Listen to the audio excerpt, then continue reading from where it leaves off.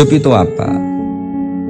Hidup itu adalah cari sebanyak mungkin supaya hidup itu tidak tergantung pada banyak hal. Orang yang untuk mempertahankan eksistensinya banyak, butuh banyak hal, dengan yang tidak butuh banyak hal, itu pinter mana? Orang yang bahagianya nunggu jadi dokter, nunggu jadi kiai besar, kiai viral, dengan orang yang bahagia cukup dengan ngopi, itu pinter mana? Tapi kalau dibalik pertanyaannya, orang yang taunya nikmat hanya kopi dengan nikmat yang banyak, pinter mana? Orang yang banyak kebutuhan itu sebetulnya banyak kebodohannya, karena menggantungkan kebahagiaannya dengan banyak. Makanya Imam Syafi'i ngendikan, istighna itu apa? Al istighna anisya labi. Yang dikatakan kecukupan adalah berusaha sebanyak mungkin banyak hal tidak kamu butuhkan, bukan memenuhi semua kebutuhan kamu, karena nafsu kamu ini tidak ada batasnya gitu. Kalau kamu penuhin nggak akan selesai.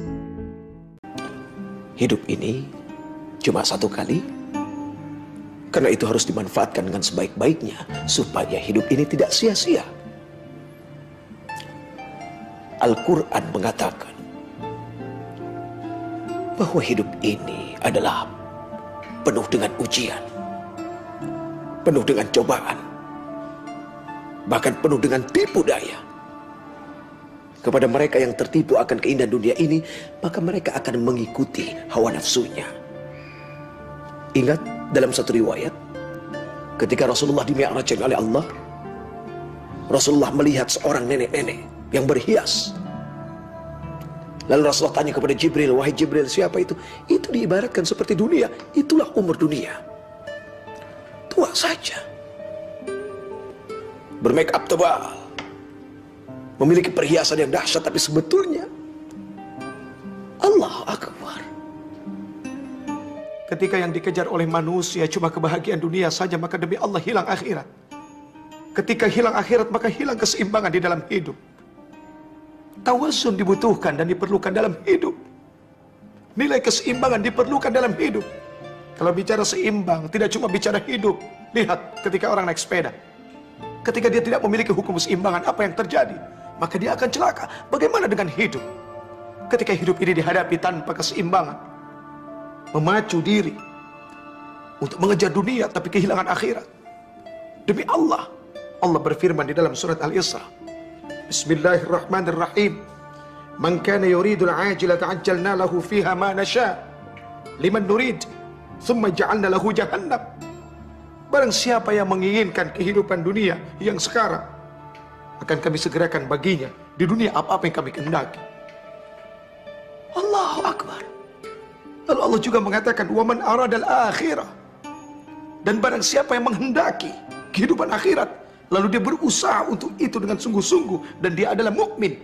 Ingat, dan dia adalah mukmin, maka mereka itulah yang usahanya diterima oleh Allah Subhanahu wa Ta'ala.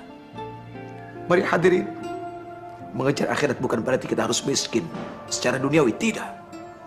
Mengejar dunia pun bukan berarti kita harus melupakan akhirat, tidak. Tapi dunia dan akhirat adalah sebuah keseimbangan untuk membuat hidup ini stabil.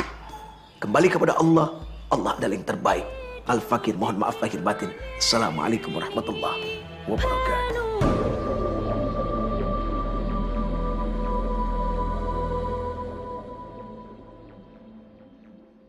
Percuma akeh-akehan bondo lho niku lho.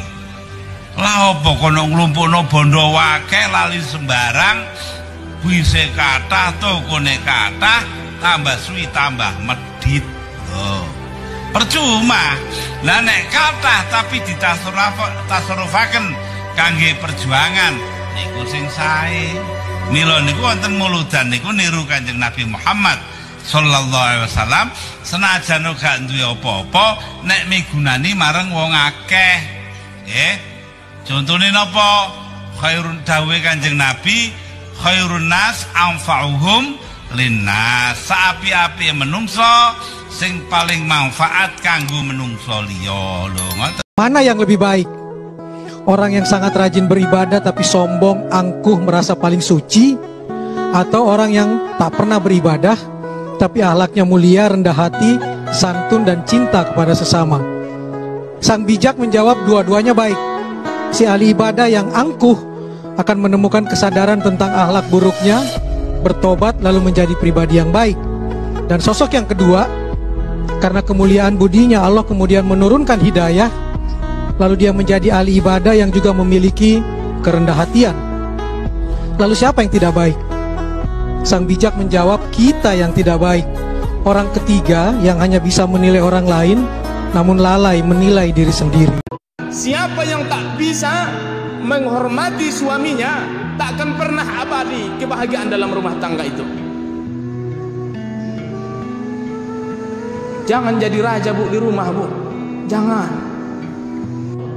Dosanya itu, Bu, bukan masalah sifatnya, Bu. Dosanya itu dilaknat oleh Allah.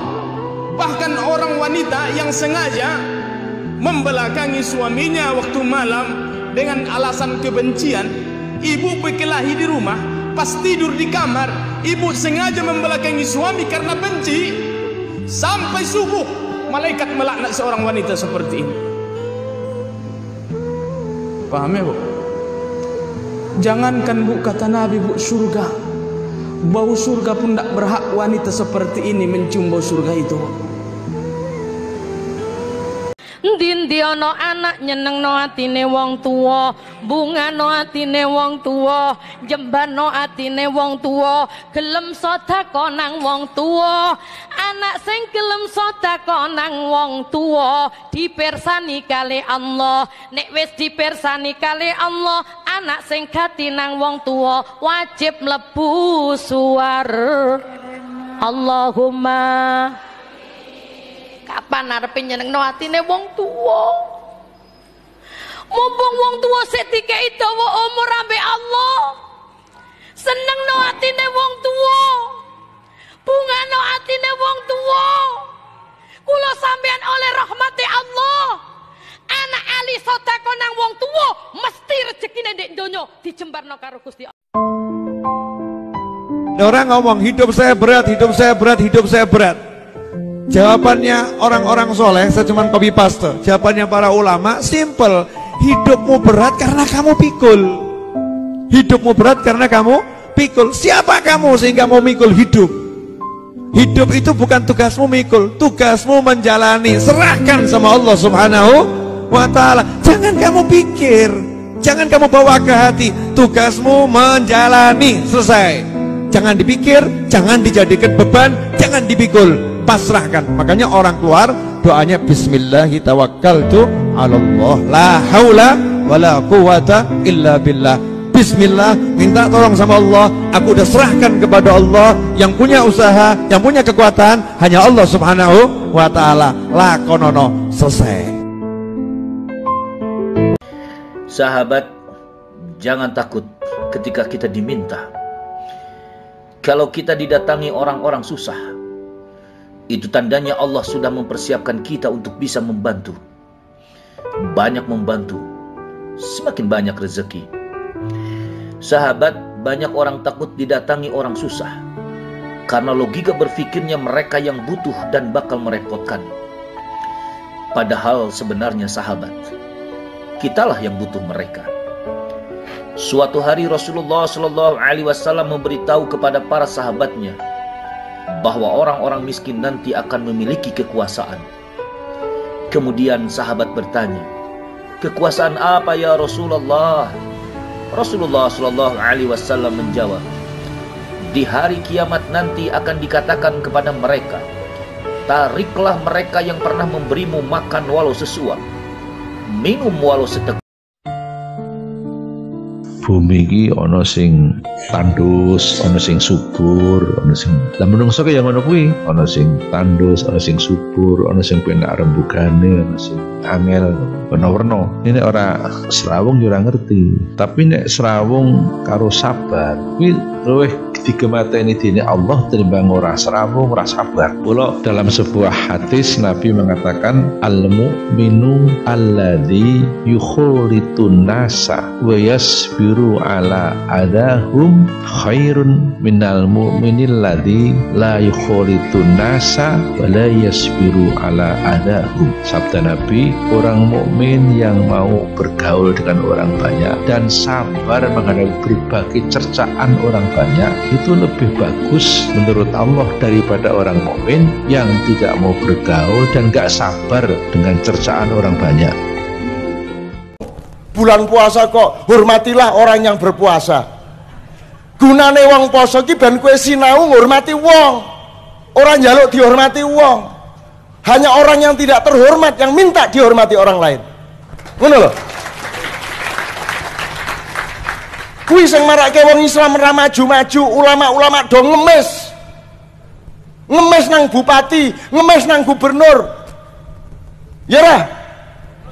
Jangan gunakan tenaga hidupmu untuk menunggu dihormati orang, karena hidupmu habis untuk menghormati orang. Ngono wae.